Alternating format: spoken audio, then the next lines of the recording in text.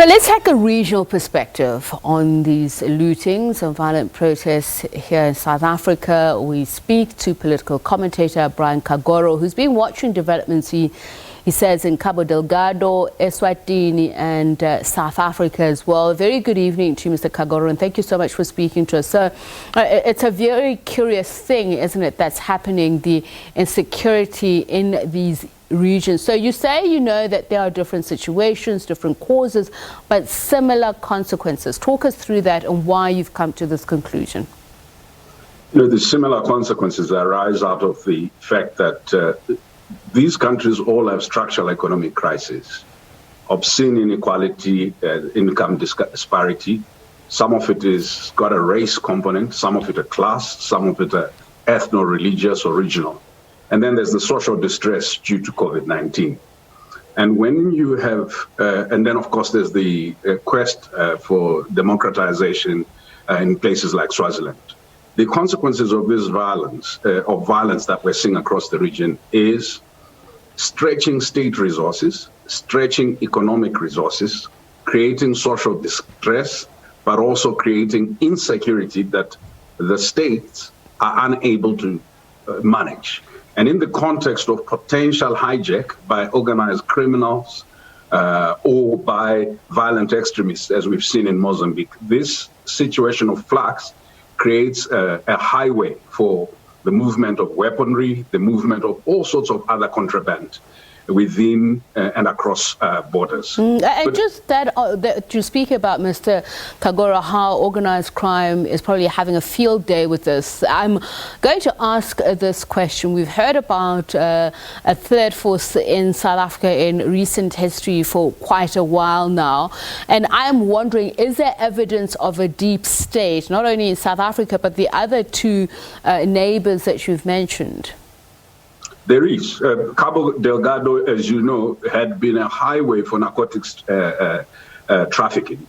And there had been allegations that certain elements within security forces and intelligence services had actually been working in cahoots with the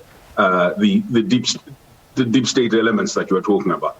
And so the intra-elite feuds, such as what you see in South Africa, some of us have characterized it as a deadly family feud within the ANC, that's had a spillover effects, right? And those spillover effects are that opportunism, criminality, and this deep state elements harvest from this. And that's important because it speaks to the failure or inadequacy of intelligence in trying to deal with these things. And what will end up happening in all these countries, a military-only response will target the poor. We call it pathologizing the problem as the problem of poor people looting.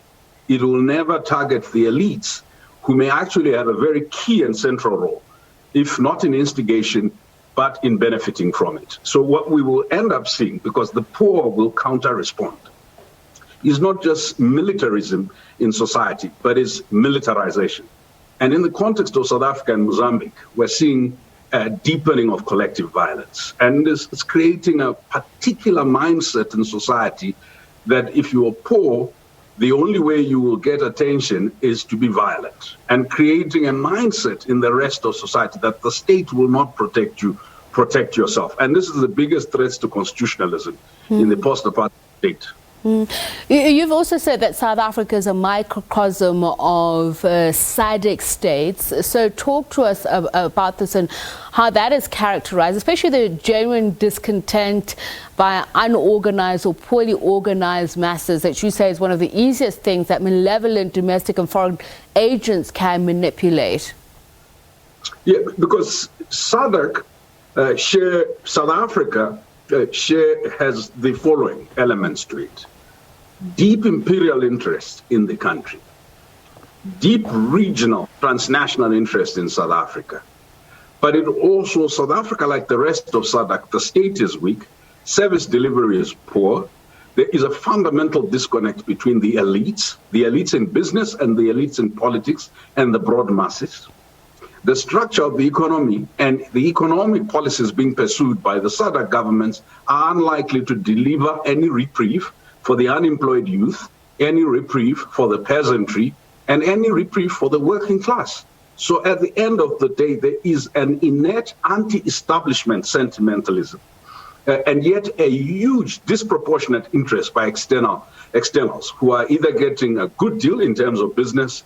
So the clash of these interests is such that what happens in South Africa and how it is managed or mismanaged will have spillover effects, not only because a lot of the SADC, you have a lot of people from the rest of SADC who've come here as economic or political refugees, but because South Africa is also SADC's anchor economy.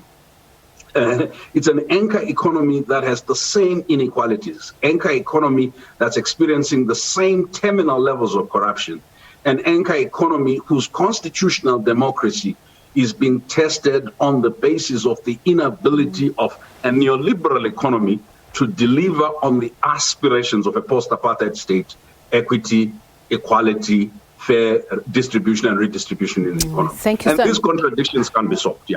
Thank you so much for your time and insights. Very sobering account of the interconnectivity between these insecurities. Brian Kagoro is a political commentator speaking about South Africa, speaking about Eswatini, speaking about Cabo Delgado in Mozambique as well. And of course, we know that South Africa also supplies our neighbors with resources as well. So food and health insecurity here will rapidly spread to others.